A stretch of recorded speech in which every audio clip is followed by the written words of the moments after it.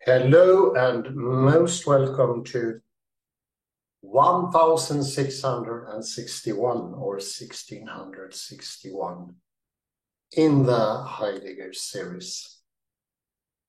We will today continue with Life, Death by Jacques Derrida. And we are presently into the fourth session, page 80 in the English edition.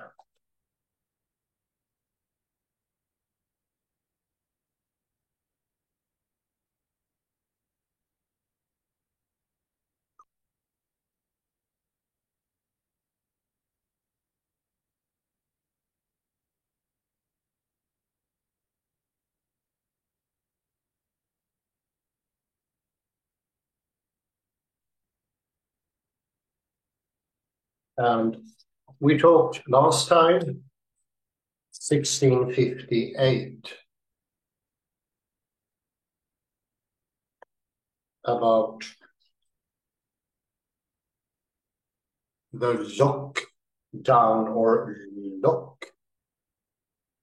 I was thinking of that place in London, Camden Lock, where all the locks are. They lock each other or they lock the water, and they all need to be open for the water to flow. Derrida explains this locking process going on in history and how it becomes so definitive in the end, and how it started already in the 16th, 17th century in four-order structure. And then when it's finally locked, it cannot be questioned, because, how can I explain this? There is not enough with one questioning. All the things needs to be questioned at the same time, simultaneous questioning. And I would say this is what Derrida does is in his deconstruction, since a criticism just wouldn't do. I would say it would even be likely that a partial criticism of anything that Bernard or Canguilhem or Jacob say would actually be false. It is only when the whole area of understanding is taken into consideration where it makes sense to criticize or criticize, to deconstruct. We are presently on the third paragraph of page 80, beginning with "let me."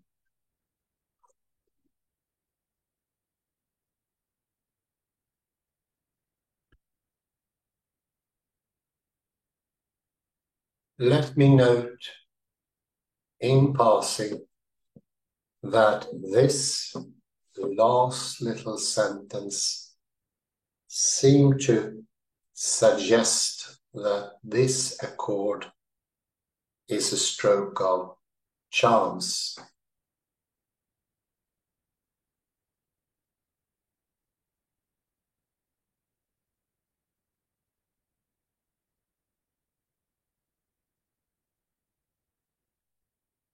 That this faithfulness in the application of a model imposed by an epoch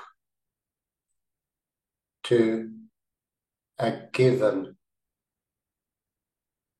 reality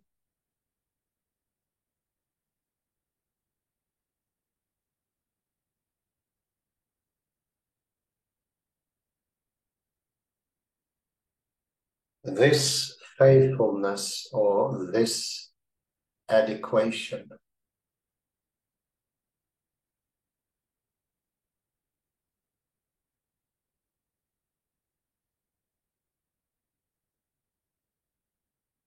has something surprising about it.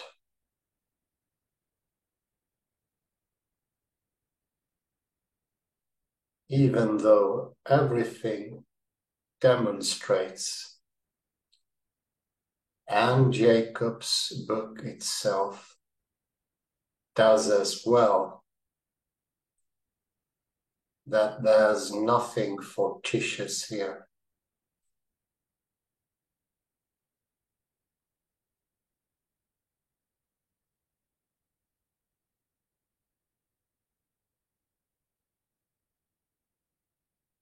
There's a relationship of essential necessity between the possibility of constructing or of using computers and the possibility of attaining knowledge of this fourth order structure.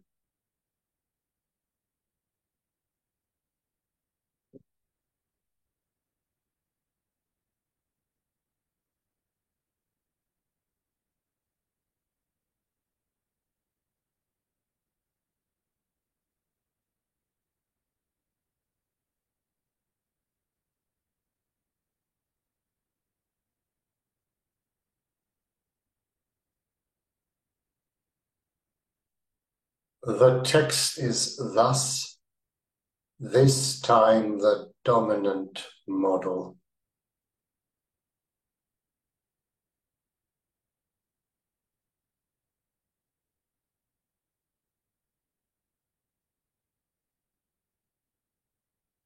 But can we blithely accept this so seemingly straightforward claim?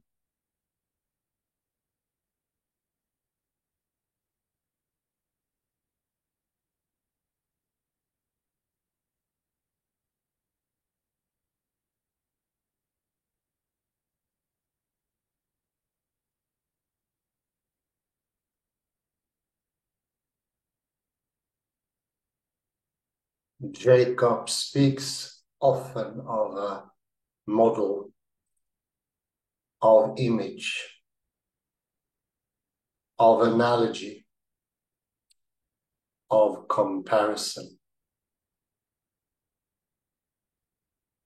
These are all his words, but before remaining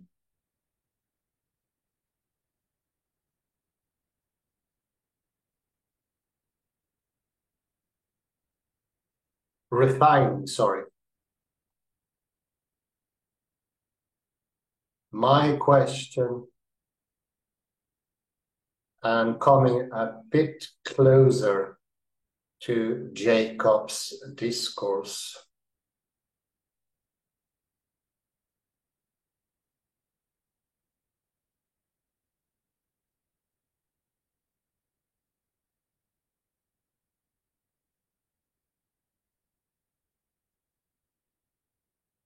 Let me indicate the general form of the problem I would like to pose.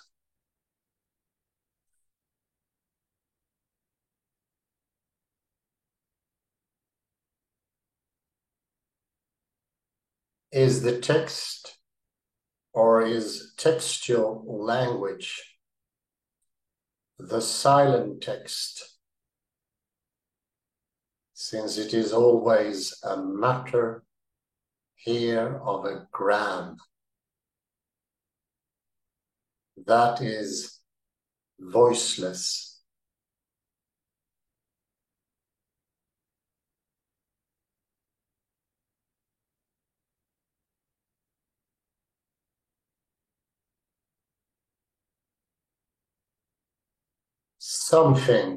Something determinate that can provide a model for some objective knowledge.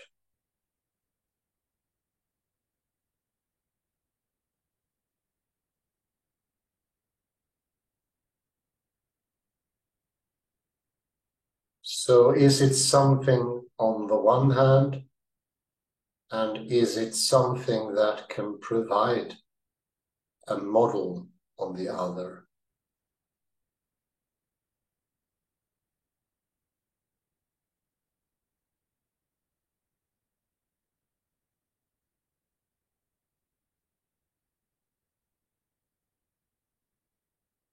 Without entailing a transformation in the structure of knowledge, in the objectivity of knowledge,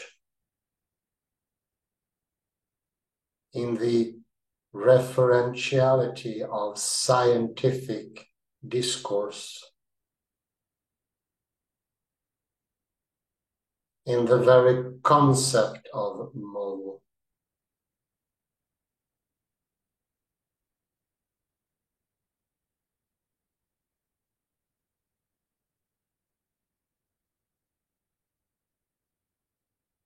A transformation so complete that the very axiomatic that subtends all the statements would have to be structurally altered.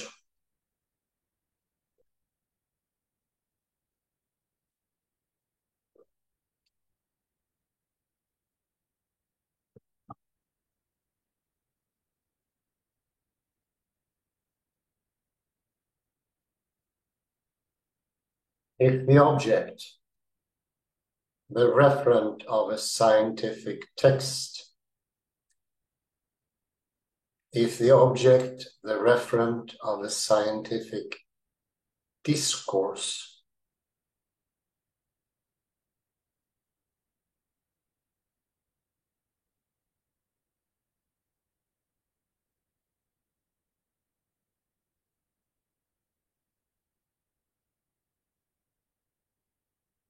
if this object and this referent are no longer metatextual or meta-discursive realities, if their very reality has a structure that is analogous to or fundamentally homogeneous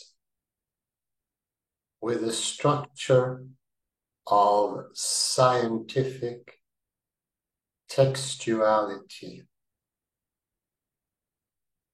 if the object, the model, and scientific subjectivity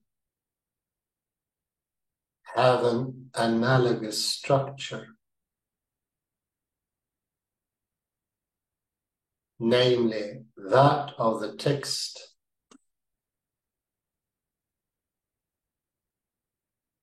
one can no longer speak as one does elsewhere of a knowing subject,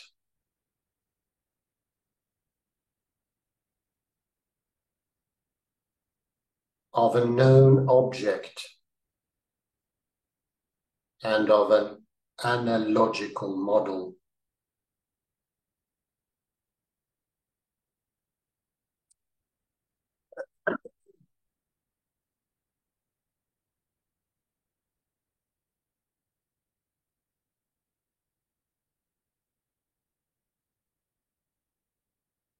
What is more, and for the same reason,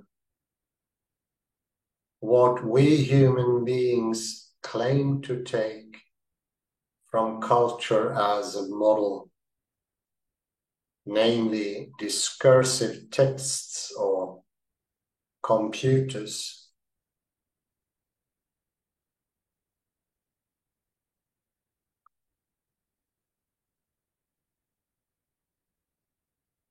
and everything we believe we know and are familiar with under the name text,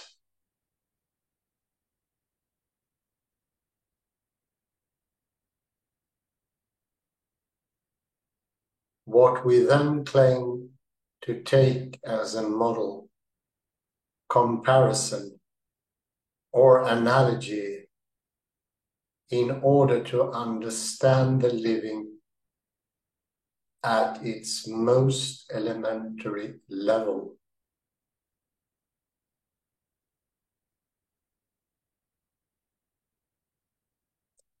Is itself a complex product of life, of the living, and the alleged model is external neither to the knowing subject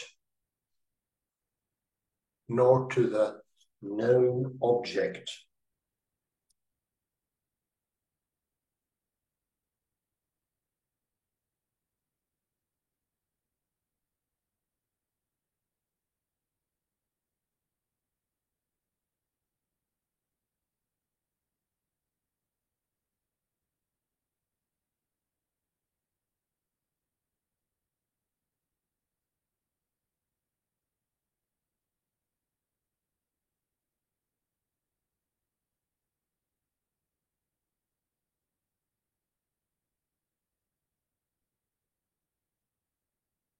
There is nothing fortuitous or external about the living being that we are producing things.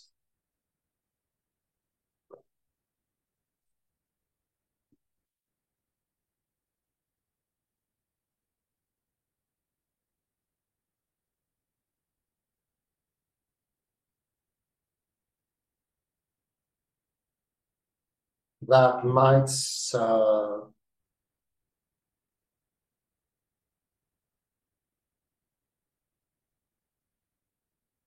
a model for the knowledge of the living. Nothing fortuitous about this analogy of structure.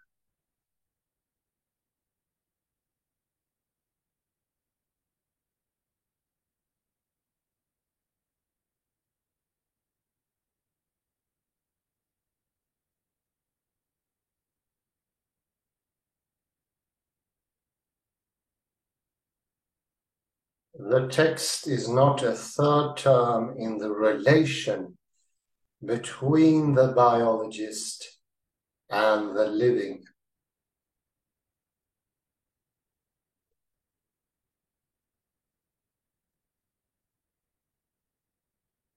It is the very structure of the living as the structure coming to the biologist as a living being to science as a production of life and to the living itself.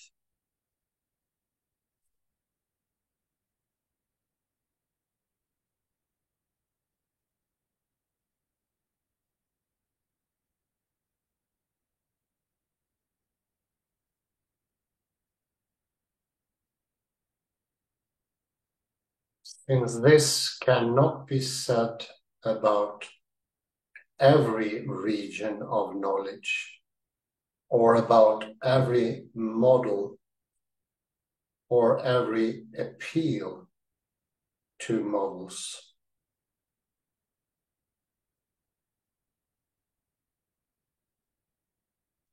Should we not admit that we are no longer dealing with just a model?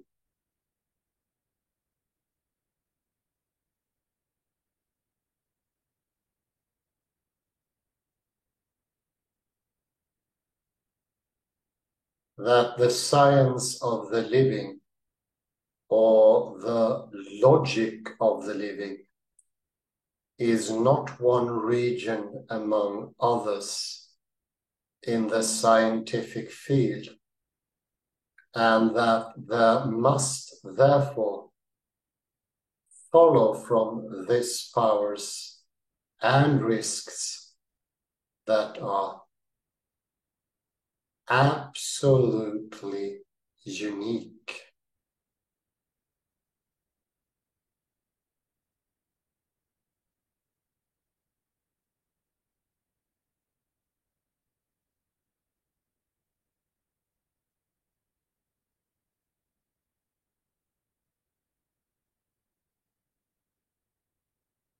And that one can no longer speak of this without re-elaborating, as I announced last time when reading Kanglehem.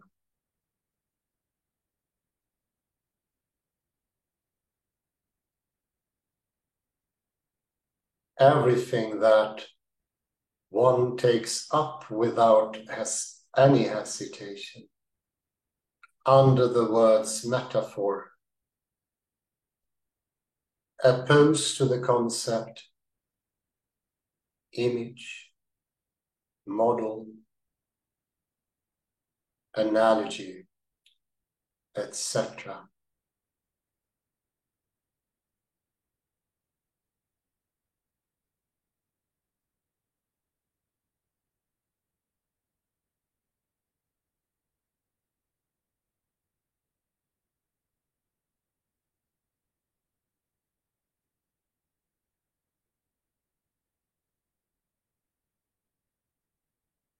Having stated these generalities and recalled these things,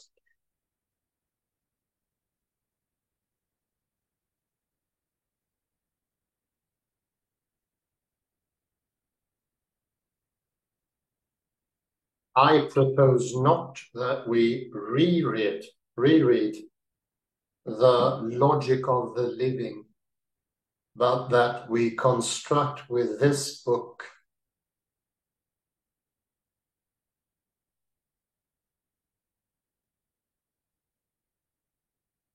to reconstruct the machine that governs it.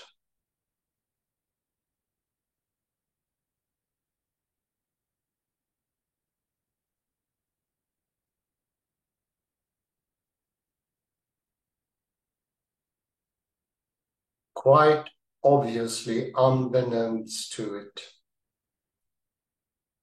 where unbeknownst means not only unbeknownst to its author,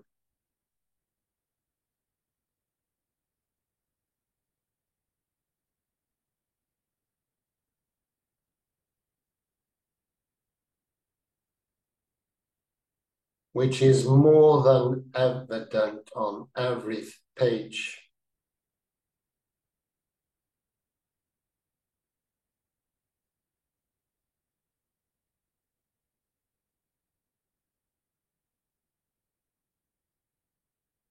but unbeknownst to the system, by which I mean not that the system should be conscious or not,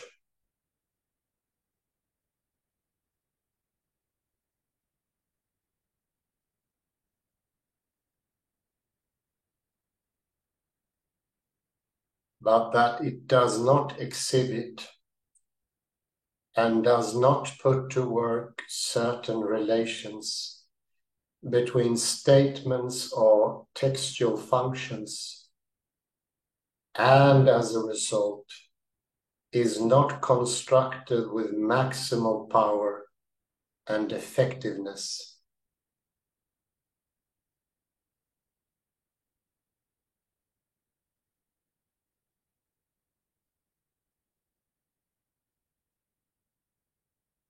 That is, with a power and effectiveness that seem to me possible today.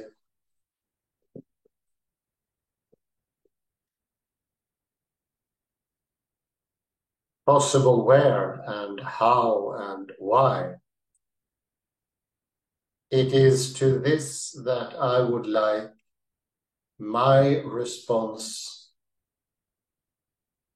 to respond.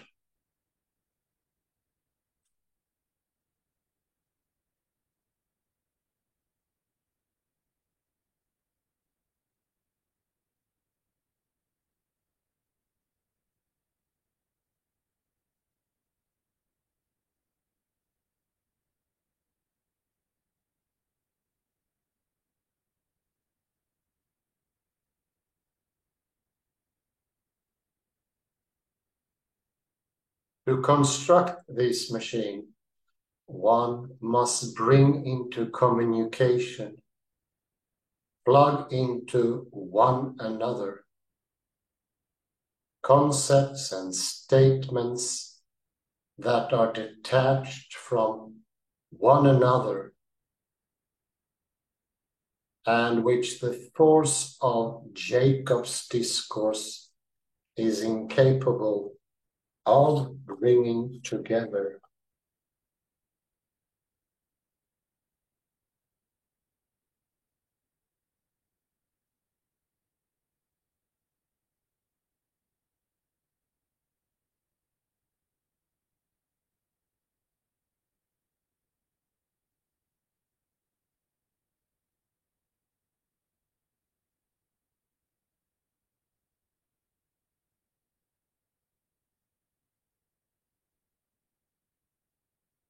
And relating to one another as if the presence of certain conceptual elements were perceived though one did not yet know how to make them function.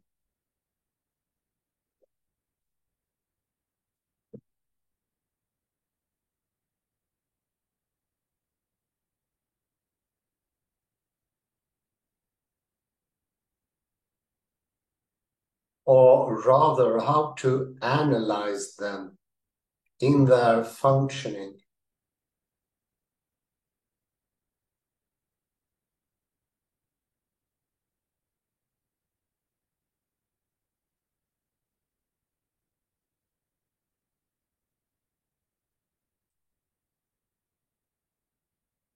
A bit like that deoxyribonucleic acid, whose existence had long been detected without anyone being able in the beginning to understand and master its functioning.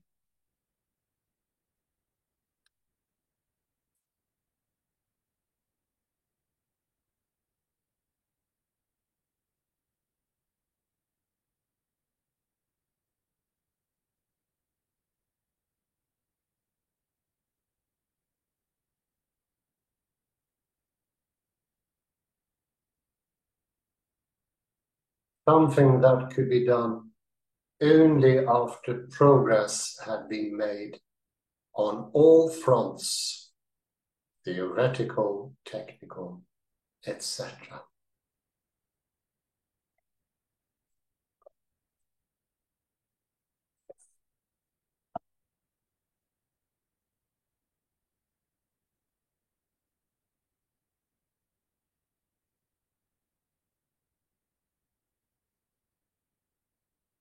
When everything has been plugged in, assuming this works, perhaps we will make some progress in the overall restructuring of the problems that we have been running into from the beginning of this seminar.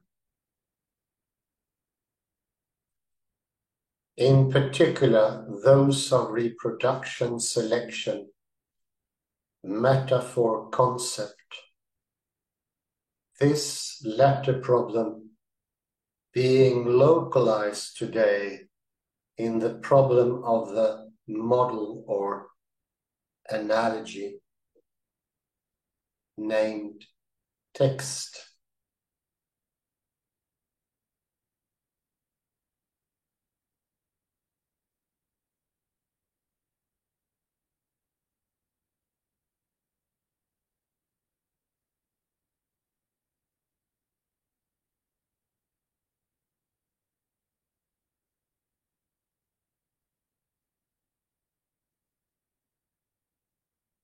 You put it briefly and in the most economical way possible.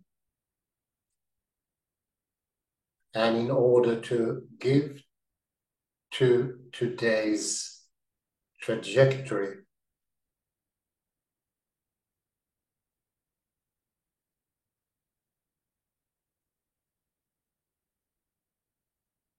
and no doubt that of next week, a relative coherence.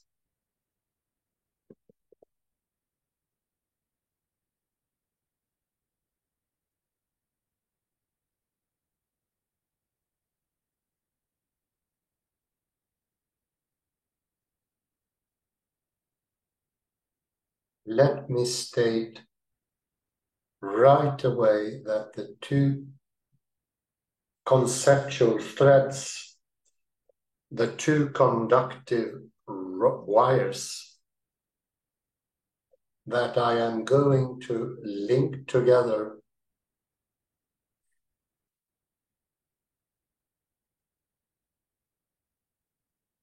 and these are never linked by Jacob in his book.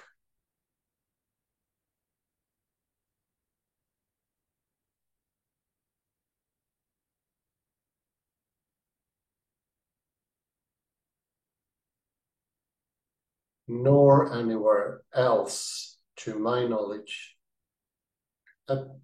except perhaps virtually in Nietzsche, in fact.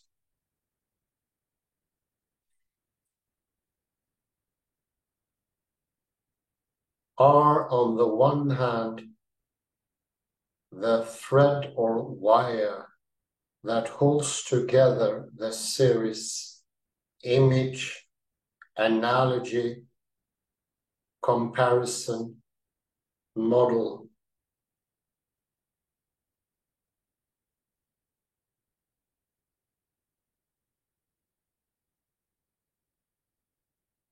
And on the other hand,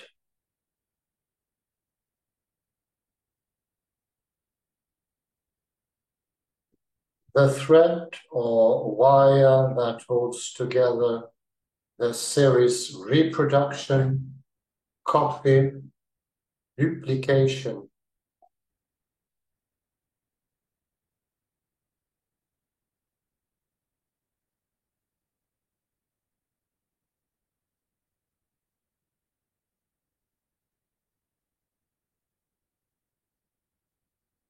And this is good. When, for example, Jacob refers to these as, says that the computer or the chemical factory or the alphabet and the text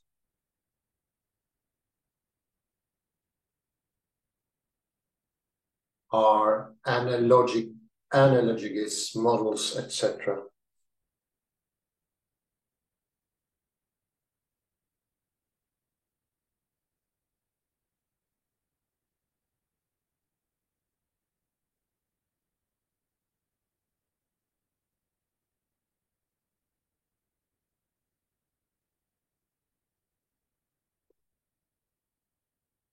And on the other hand, the thread or wire that holds together the series reproduction, copy, duplication. When, for example, Jacob referred to these as the very essence of the living.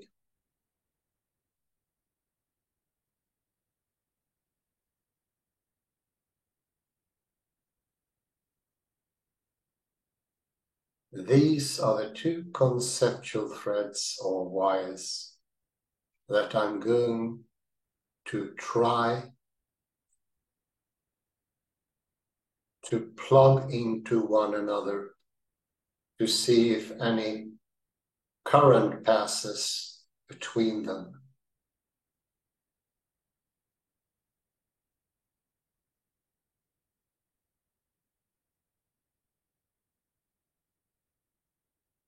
death, sexuality, selection will all be part of the program. But as you will see, as supplements following the logic of the supplement.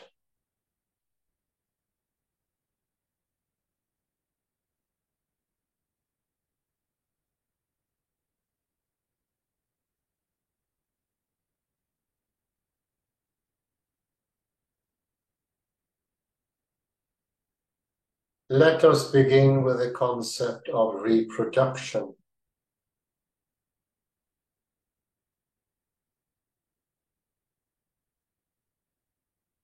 It is the ultimate conceptual criterion. Jacob tells us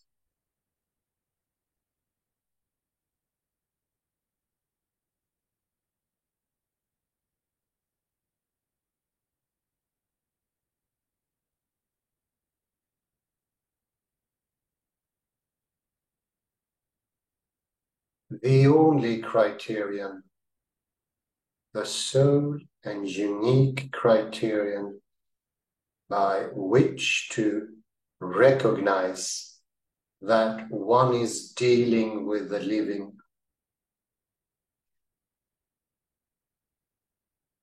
Only the living.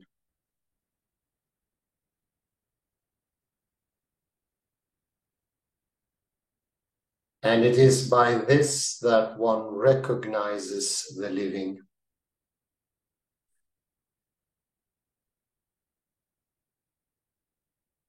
Has the power to reproduce itself.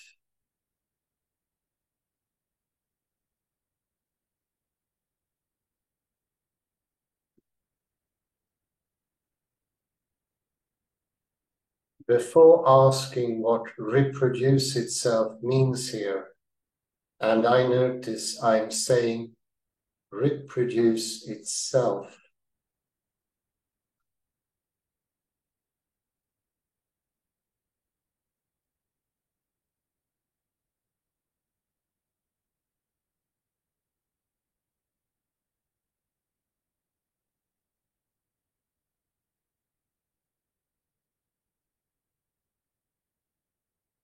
I would like to draw your attention to a gesture that recurs regularly in Jacob.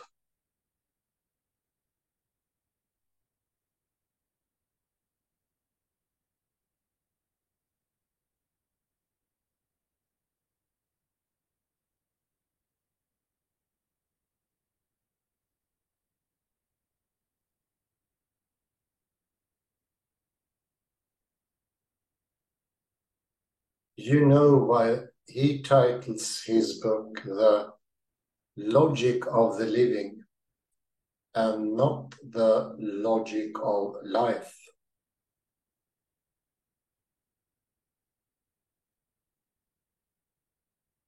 It is because he maintains the biologist is no longer interested in life, in the essence of life as some entity hidden behind phenomena, like some mysterious grand dame of metaphysics, whom philosophers are prone to invoke. It is with just this metaphysical obscurantism that the scientist intends to break by speaking of the living rather than life.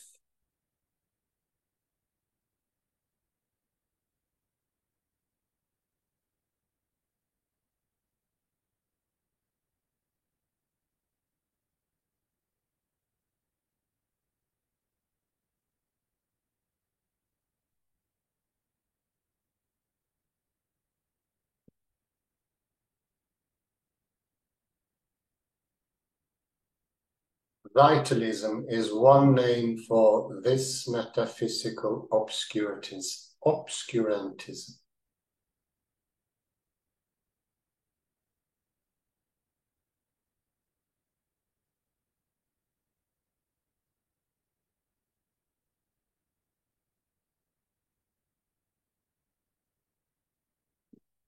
With the discovery of the fourth order structure, one is led to speak of living beings and not of life. Listen up.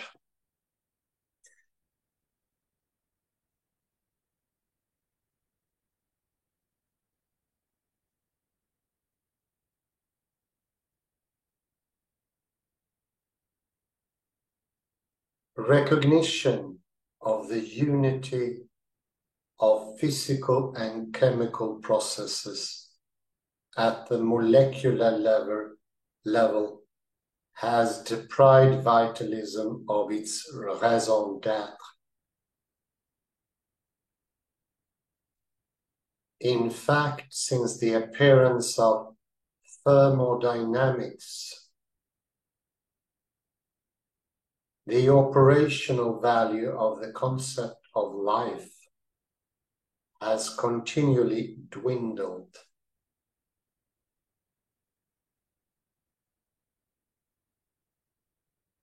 And its power of abstraction has declined.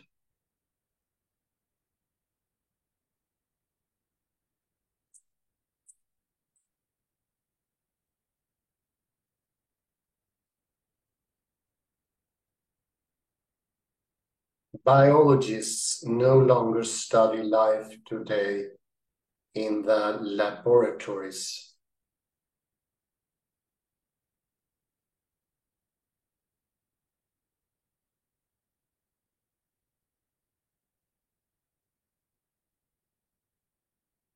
They no longer attempt to define it.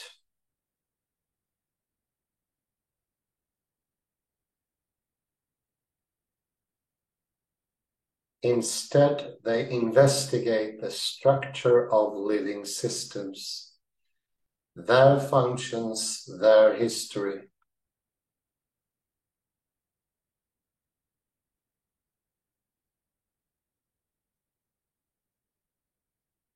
Yet at the same time, recognition of the purpose of living systems means that biology can no longer be studied without constant reference to the plan of organisms, to the sense which their very existence gives to structures and functions.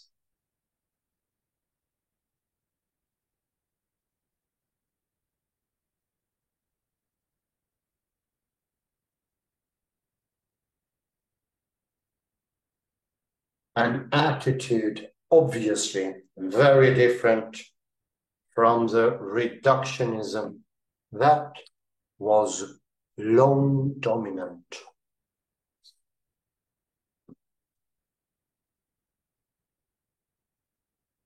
And page 306 in the same chapter.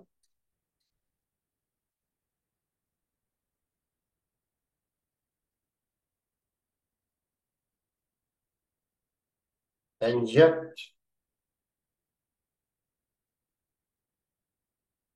biology has demonstrated that there is no metaphysical entity hidden behind the word life.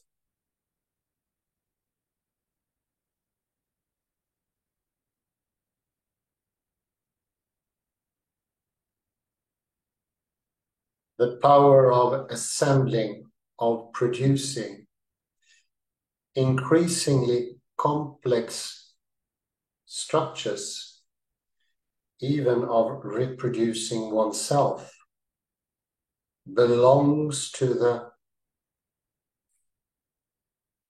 elements that constitute matter.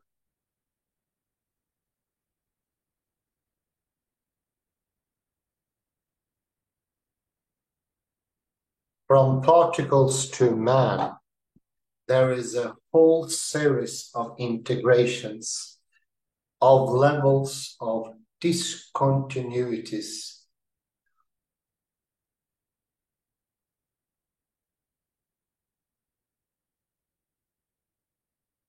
But there is no breach either in the composition of the objects or in the reactions that take place in them. No change in essence.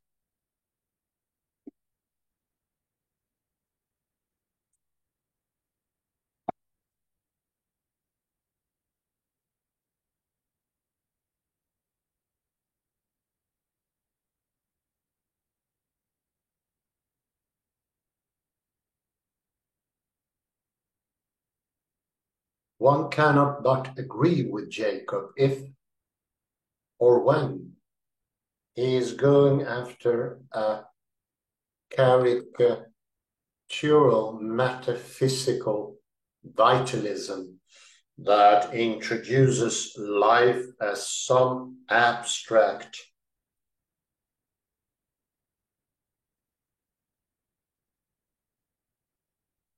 entity or occult power.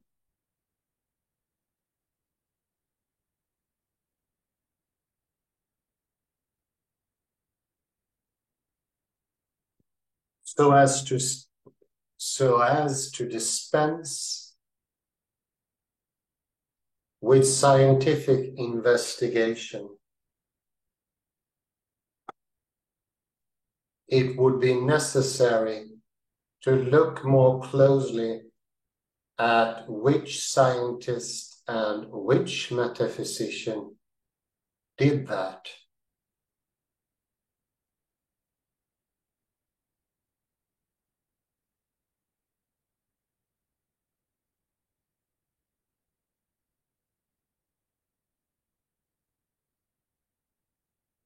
On the other hand, Jacob cannot himself refrain from making reference to the essence of the living. Indeed, he does so everywhere.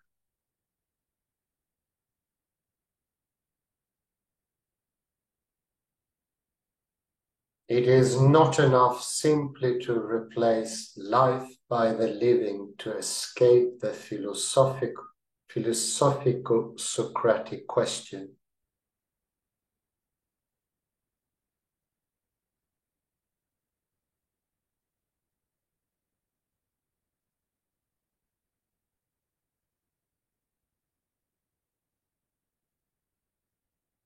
What is it that makes the living being a living being?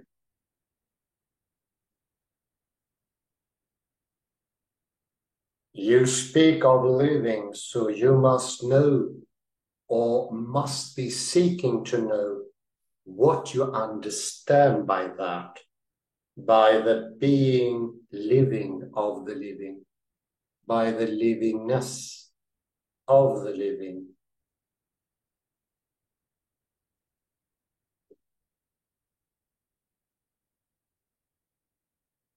In other words, the life of the living, the difference between the living and the non-living.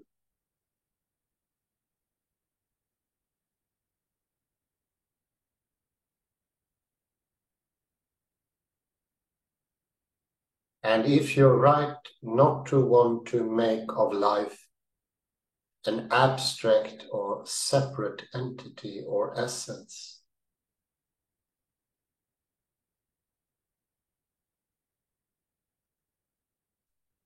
you cannot avoid the implication that living means something and that there is a being living of the living.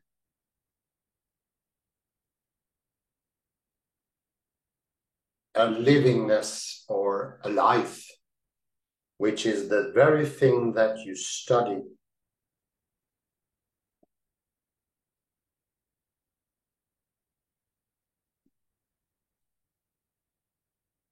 and I will go to have some loads. But before I leave, I just want to see where we are. The living and the non-living.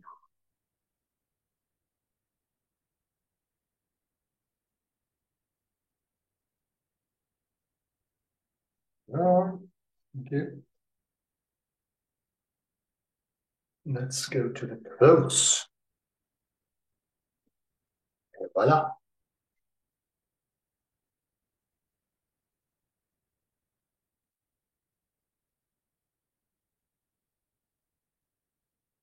Page 81.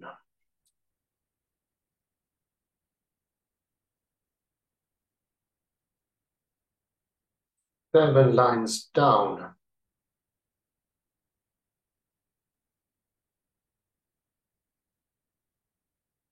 And I will start just from without entailing a transformation in the structure of knowledge, in the objectivity of knowledge, in the referentiality of scientific discourse, in the very concept of model, a transformation so complete that the very axiomatic that ends all these statements would have to be structurally altered.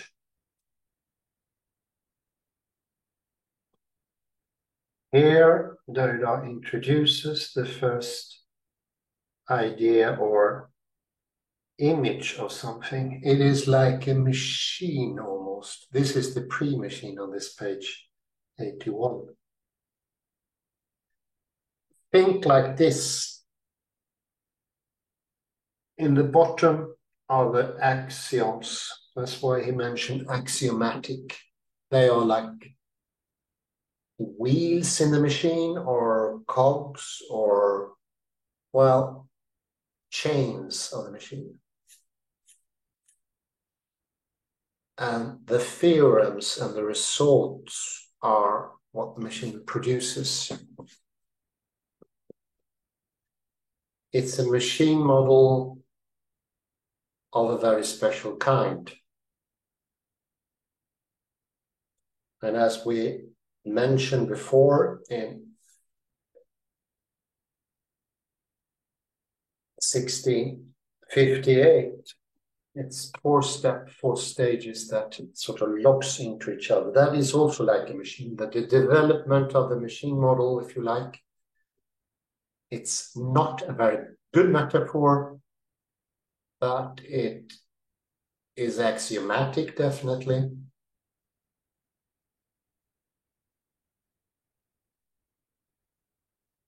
Once it starts, it gets some force, it gets some momentum.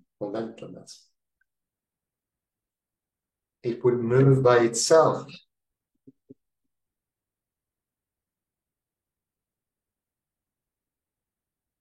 That's the process, that's the new process of understanding. A couple of centuries, yes, but that's the new. Page 82, second paragraph, and it's the whole of the second paragraph. I would take some. Remember the logic of the living, it's excellent. I now know why he didn't choose Monod, Jacques Monod. And it became François Jacob.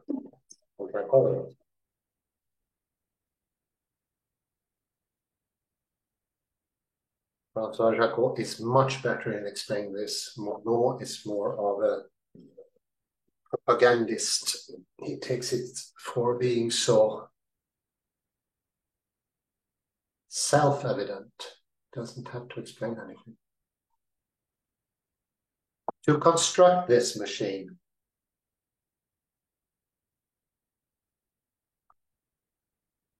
one must bring into communication, plug into one another, concepts and statements that are detached from one another and which the force of Jacob's discourse is incapable of bringing together and relating to one another.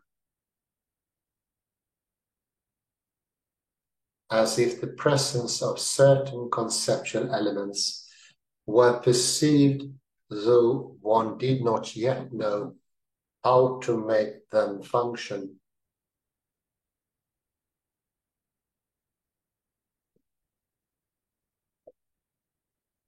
Or rather, how to analyze them in their functioning. A bit like that deoxyribonucleic acid, whose existence had long been detected without anyone being able in the beginning to understand and master its functioning. And listen now, something that could be done only after progress had been made on all fronts. We already know about the deoxyribonucleic acid. It was there. It already had a stain existence. But the functioning, the reproduction, selection, metaphor, concept, and so forth, still hadn't come into a lockdown. We hadn't reached the fourth, nor the third, nor the fourth stage yet.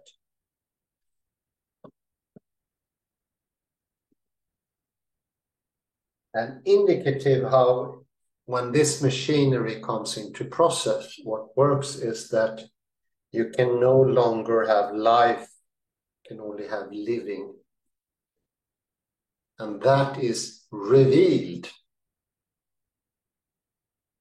by Jacob, by this fixation of not using life.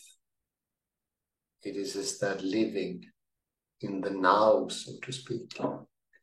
Yes, it is of course logocentric, but let's not go into that now. You live now, it's a gerund. Living. This is the establishment of the machine model for thinking. And this is not only Jacob, it is automatic.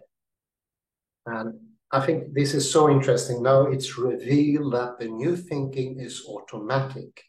There is nothing, there's no will there. It's no random, as maybe the classical model say. There's no consciousness, which is the will, which is the random. Desire, intention. It is just pure, if you like, objectivity.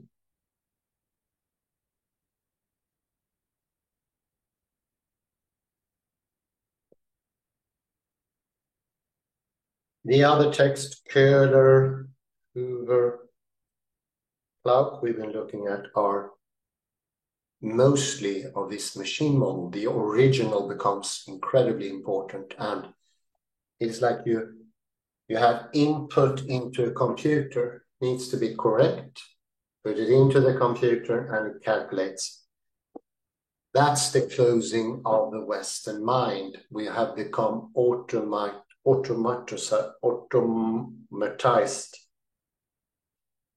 We think that the highest thinking is completely automatic. So whoever reaches the original can do the calculation because it will always be the same. And we can always agree on it. This is what Jacob looking for, agreement. That's why he uses the cumbersome word living instead of life. It is about agreement. We are all machines. We will calculate in the same way. This is taking away the soul. This is taking away the human will. These things were not established earlier on, where thinking wasn't a communal thing that everybody agreed on. Well, that's correct thinking. That's the machine model.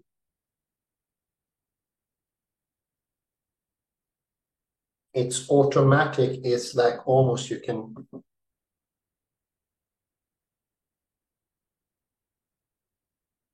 put it into the computer and calculate, is it correct?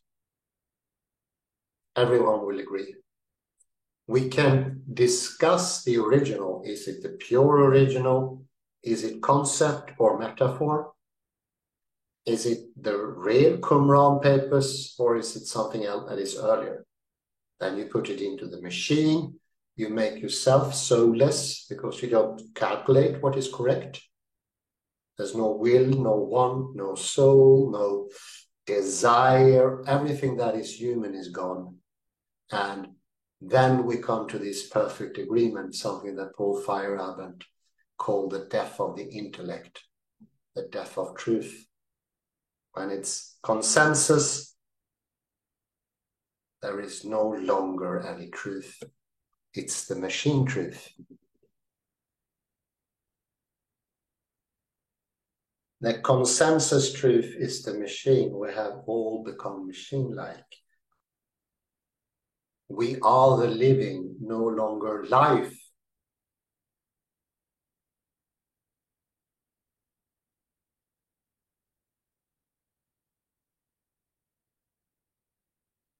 And he attacks vitalism. And I think that attack is not completely random, because the machine doesn't like the living. There is nothing in the machine that is living. You try to make yourself non-living. But of course, Jacob continues to be of life. This is important for him to get rid of, to evict. It becomes the shadow side.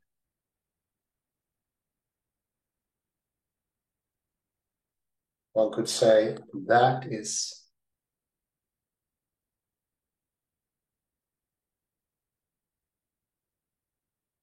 the dangerous vitalism that he tries to get rid of. It's hard to see why he should do that, but now when we put in the Derridian context, it makes more sense. It falls into place.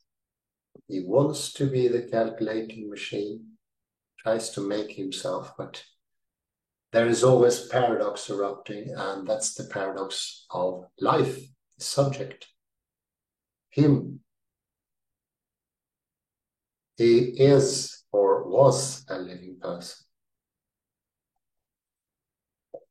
He was life, not just living in the present. Maybe some comments from my dear colleague, Kalle? Oh, let me see.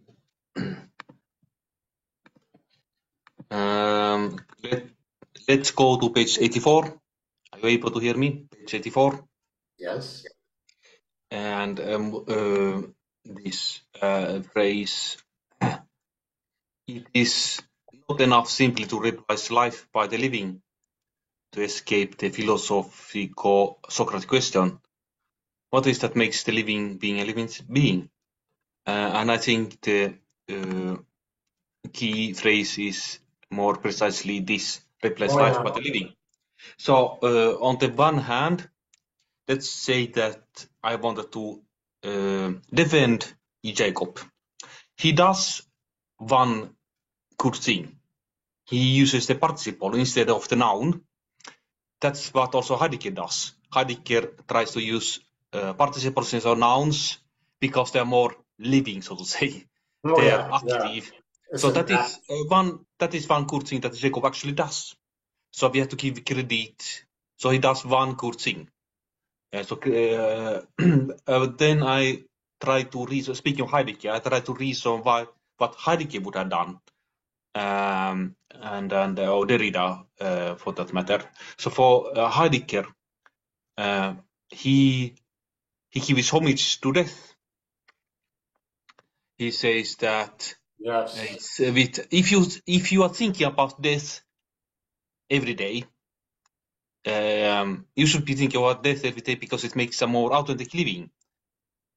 If you know that you will die tomorrow, you will be hopefully the best of yourself. Yes. That is the idea. And Derrida wrote a book with the interesting title, the ambiguous title of The Gift of Death. the gift yes. of death. So the gift is, of course, meaning both poison and but also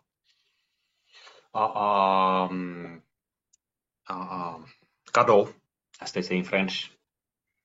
The gift of death. So death is something positive because it makes you live more authentically. So what Jacob should have done is perhaps to speak about dying, one way to define it, dying, what is dying, and not only speak about living and so forth. So what is your opinion, Hans? Yes, yeah, indeed. It's movement. He tries to escape both life and death, as you say, definitely. And it feels troublesome, I think, because whatever he wants to think of himself, he's still alive. He's still a living person.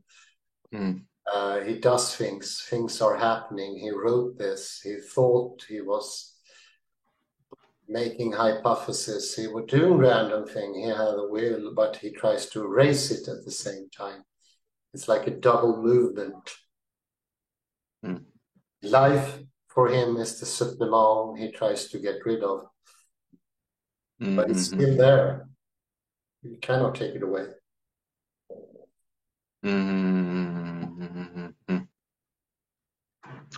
Indeed. And where is, to speak about borders, where is the difference, or is there any difference between life and death?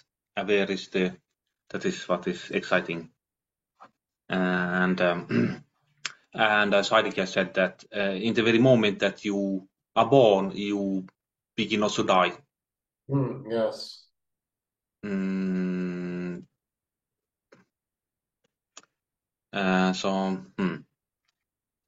So what is the great takeaway from this text of today, Hans? Well, it becomes progressively, it's like step and step. So Derrida builds it up little by little, and he's not looking for clarification, he's looking for broadening. So he adds a little here, he adds a little there. Last session or last lecture, 1658, we saw the 4 stages. We saw that looking like a machine, maybe. But today, we see it as a machine. And I came to realize that in this machine, you want to make your conclusions machine-like, your understanding of life machine-like. All of a sudden, that page is the current page, 83, 82, 83. We have arrived at Noam Chomsky, who present language as being absolutely machine-like. It's a perfect machine. That's what he's looking for. Or take the DNA. Can you see how it's underplays all the time? The DNA is coming back. We try to think as we perceive DNA to work. Jacob, so to speak, almost manages, but Jacob is alive, he's still alive. This is very similar to the subject turning up everywhere, putting his finger or her finger, if you call the subject her, into the mess, being the thing that shows that there is a looker as well, there is a subject. And that is life, I would say also. Now, I was thinking about something that I listened to an interview this weekend by a New Testament scholar. And for evangelical Christians, the word inerrancy of the Bible is very important. And it makes me laugh. Inerrancy of the scriptures. You have to inerrancy So the Bible should be the copy should be without errors. There you have the perfect Bible. Yes. Think So of a I think computer. Think of a computer. The input needs to be perfect, otherwise the calculation be wrong. yes. That's No, definitely the closing of the Western mind, no doubt. mm-hmm. And people usually today think, oh, we can all agree on the conclusions. That's a good thing. Well, it could be a good thing, but it could also be, as in this, horribly, horribly bad. We all like machines, and therefore we all agree.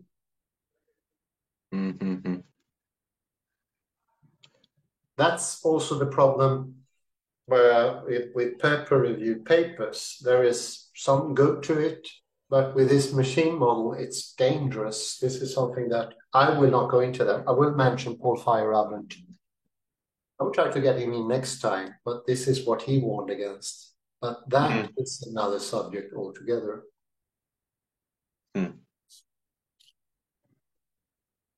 Well, I think we should end there. What do you say, Kalle? Yes. Thank you, Hans. Thank you very much for your patience. Thank you for listening, and have a good night, day, or morning, whatever you are doing.